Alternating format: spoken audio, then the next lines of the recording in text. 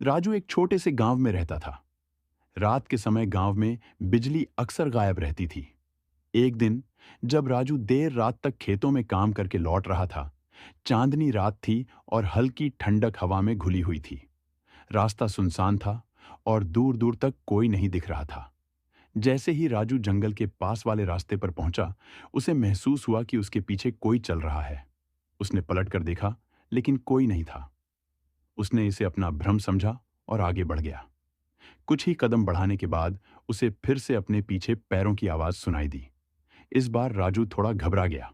उसने फिर से पीछे देखा, लेकिन वहां सिर्फ उसकी परछाई थी। परछाई चांदनी की वजह से साफ दिख रही थी। राजू ने राहत की सांस ली और सोचा कि शायद वह थकान की वजह से डर रहा है।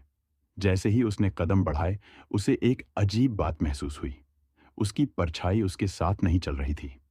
वह उसकी परछाई को गौर से देखने लगा। कुछ ही पलों में वह परछाई अचानक हिलने लगी और राजू की ओर पलटकर देखने लगी। राजू की सांसें थम गईं।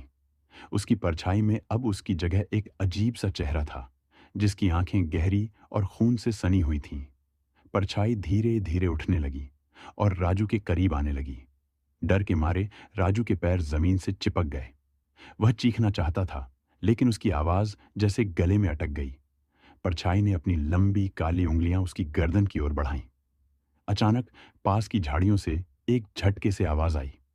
राजू ने जैसे तैसे अपनी सारी ताकत लगाई और वहां से भाग खड़ा हुआ। जब वह गांव पहुंचा तो उसने देखा कि उसकी परछाई फिर से सामान्य थी। लेकिन राजू ने उस दिन के बाद कभी चांदनी रात में अकेले बाहर जाने की हिम्मत नहीं की।